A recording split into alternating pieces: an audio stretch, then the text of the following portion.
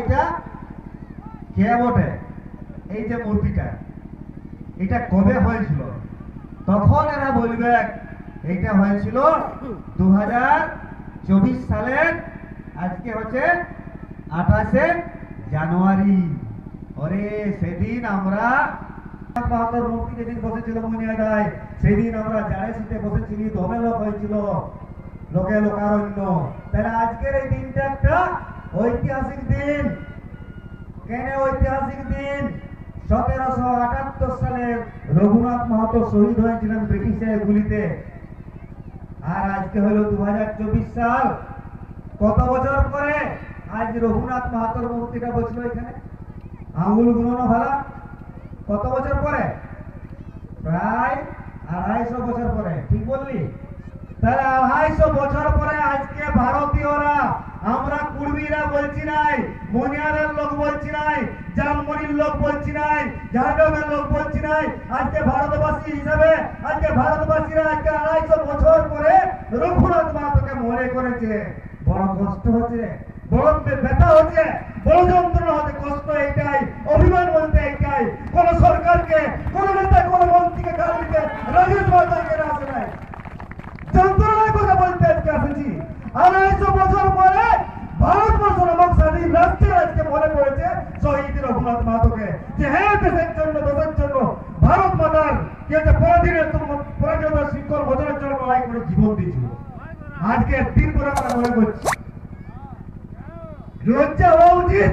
এই দেশটা যারা নীতি নির্ধারণ করে, এই দেশটা যারা চালায়, কোন সরকারকে আমি গাল দিতে আসি নাই, তাহলে লজ্জা হওয়া উচিত।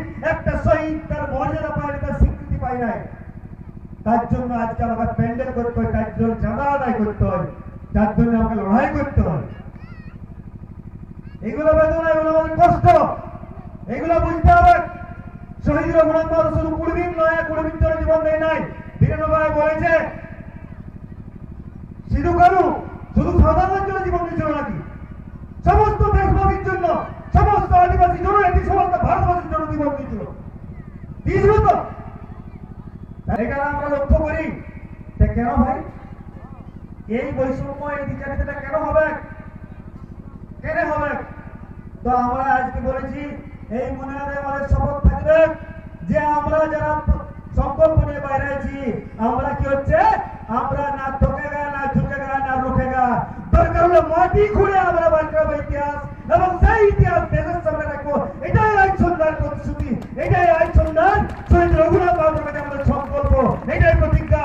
দরকার হলে মিট্টি खोद के इतिहास को निकाला जाएगा और सामने रखा जाएगा देश का। देखो এই জঙ্গল মহলের মানুষ, এই জনজাতির মানুষ, এই আদিবাসী মানুষ কেমন করে পুরাতন ভারতবর্ষে ব্রিটিশ শক্তির বিরুদ্ধে লড়াই করেছিল। এই ইতিহাস বার করতে হবে। ইতিহাস কারা লিখেছে? ইতিহাস উচ্চবর্ণের লোকরা ইতিহাস লিখেছে। আমাদের শহীদের যখন প্রশ্ন আসে, আমাদের গুলো আসে কি টিকা আসে, টিকা বুঝেন তো, শর্ট প্রশ্ন, আর অন্যগুলো আসে লং প্রশ্ন। মানে এদের হক না করে ছেড়ে দেবে। মানে ইতিহাসও কঞ্জুসি করেছে,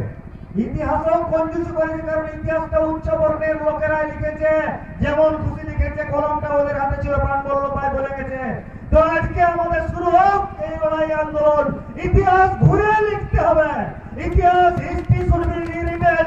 ইতিহাস ঘুরে লিখতে হবে। আমাদের ইতিহাস, যে ইতিহাস লুকানো রয়েছে, যে ইতিহাস আমাদেরকে বঞ্চিত করেছে, ইতিহাস ঘুরে লিখতে হবে। রেহাই নাই, কোনো ছাড় নাই।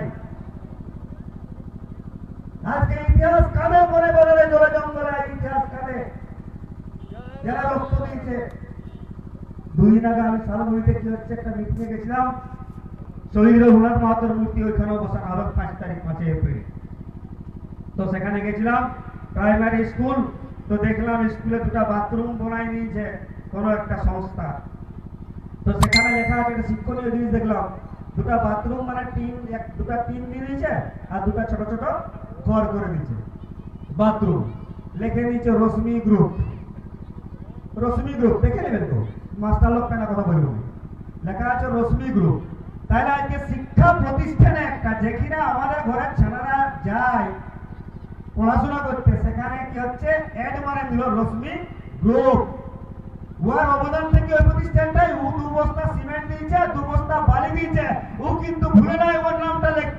আমি বলি দেশের লোককে সরকার যে সরকার এগুলোকে প্রমোট করে এলাও করে বলি যারা রক্ত দিল যারা জীবন দিল তাদের নামটা কবে লিখবেন আপনি তাদের নামটা কবে লিখবেন কেন আপনারা এগুলো প্রমোট করেন এই সরকারের কাছে প্রশ্ন থাকবে কেন বিদ্যালয় দিতে হবে যারা রক্ত দিল যারা জমিদার করলো দেশের স্বার্থে যাদের জমিতে শিক্ষা প্রতিষ্ঠান হসপিটাল গড়ে উঠল তাদের নামটা আপনারা লিখবেন না তাহলে রক্ত দেওয়া লোকের জীবন দেওয়া লোকের নাম কিন্তু নাই এই ট্র্যাডিশন বন্ধ করতে হবে দেশকে ভাবতে হবে দেশের যে হচ্ছে ভারতবর্ষের স্বাধীনতা আন্দোলনের ইতিহাস খুঁজে খুঁজে বাড়ি করতে হবে আজকে অ্যানথ্রোপোলজিক্যাল সার্ভে অফ ইন্ডিয়া দিল্লিতে রয়েছে বলি আপনারা বসে বসে করেনটা কি সিআরআই কালচারাল রিসার্চ ইনস্টিটিউট রয়েছে কলকাতায় টিআরআর রয়েছে ঝাড়খণ্ডে বলি বসে বসে আপনারা করেন কি যদি জানেন নাই যদি কোনো বিপ্লবীর নাম জানেন নাই কোনো বিদ্রোহীর নাম জানেন নাই স্বাধীনতা সংগ্রামীর নাম জানেন নাই ঠিকানা জানেন নাই